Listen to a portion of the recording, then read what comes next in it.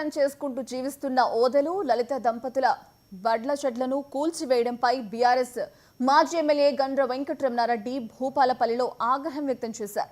Municipal అధికారులు కూల్చివేసిన బర్ల షెడ్డును పరిశీలించి బాధితులకు అండగా ఉంటామని గండ్ర భరోసా ఇచ్చారు.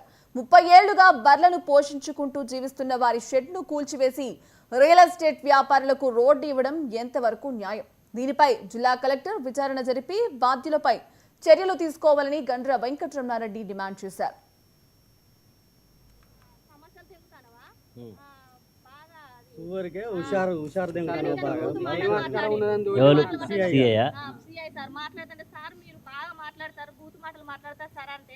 ఏం మాట్లాడతానవే బూతు మాట్లాడతానవు నువ్వు మాట్లాడేది మేమి నల్లా మేము మాట్లాడేది నువ్వు వింటవే అని మాట్లాడిండు.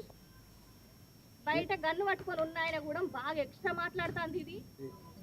ఇది వాళ్ళ దగ్గర డాక్యుమెంట్ ఉంటే కోర్టు ద్వారా చూసుకొని ఆ కోర్టు నుంచి తిప్పేటప్పుడు వాళ్ళే తీసేస్తారు. వీళ్ళు వచ్చి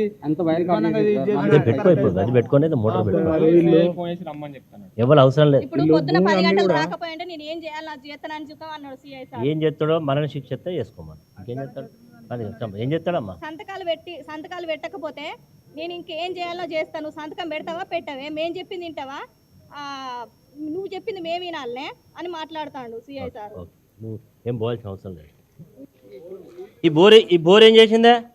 రోడ్డుకి బోర్ నిజంగా ఉంటే మరి వాడు ఇంట్లో ఉన్న నీళ్ళు ఏం తాగాలి? రోడ్ వేసే అధికారం ఎక్కడిది? బోర్ తీసే అధికారం ఎక్కడిది? పశువులు ఎక్కడ బతుకుతాయి? మూగ పశువులు. నోటీస్ ఇచ్చినావా? ఏం తమాషా అయిపోయింది.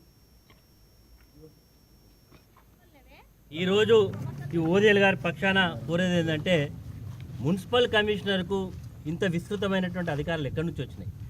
ఈ మున్సిపల్ కమిషనరు గతంలో నేను శాసనసభ్యుడిగా ఉన్నప్పుడు ఇతన్ని యొక్క అవినీతి ఆరోపణల మీద డీజిల్ అక్రమంగా తీసుకోవడం, అనేక బిల్లులు చేయకుండా బిల్లులు పెట్టి డబ్బులు తీసుకుంటుండని చెప్పి మున్సిపాలిటీ ఆ రోజు సరెండర్ చేసిండు. ఈ వ్యక్తిని సరెండర్ చేస్తే ఇక్కడ నుంచి సరెండర్ చేస్తే నాకు మరి ఉద్యోగంలో చాలా ఇబ్బందులు వస్తాయని చెప్పి రిక్వెస్ట్ చేసుకొని లాంగ్ లీవ్ పెట్టి ఇక్కడి నుంచి ట్రాన్స్ఫర్ చేసుకొని వెళ్ళిపోయిన వ్యక్తిని మళ్ళీ ప్రభుత్వం మారంగానే ఈ అవినీతి అధికారిని తీసుకొచ్చి ఇక్కడ పెట్టడంలో ఆంతర్యం ఏమిటని ఈరోజు ప్రశ్నిస్తున్నాం.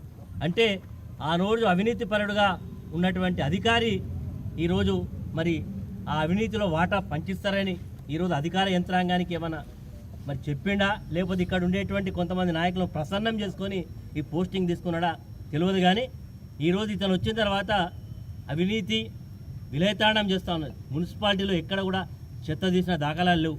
ఎక్కడ కూడా మున్సిపాలిటీలో పారిశుద్ధ్యం పనులు జరగడం లేదు. బ్లీచింగ్ పౌడర్ వేసినోడు లేడు. మున్సిపాలిటీలో పర్యవేక్షణ లేదు. మున్సిపల్ కౌన్సిల్ యొక్క పదవీ కాలం అయిపోయిన తర్వాత ఈరోజు కమిషనర్ యొక్క ఇష్టానుసారంగా వ్యవహరిస్తూ ఉన్నాడు. ఇప్పుడు మీ ముందే ఏం జరిగిందో తెలుసుకుందామని ఫోన్ చేస్తే కూడా అతను ఫోన్ లిఫ్ట్ చేయడం లేదు. అంటే ఆయనకు తెలుసు చేసింది తప్పు. నేను కేవలం నా యొక్క అధికారాన్ని అడ్డం పెట్టుకొని మరి ఈరోజు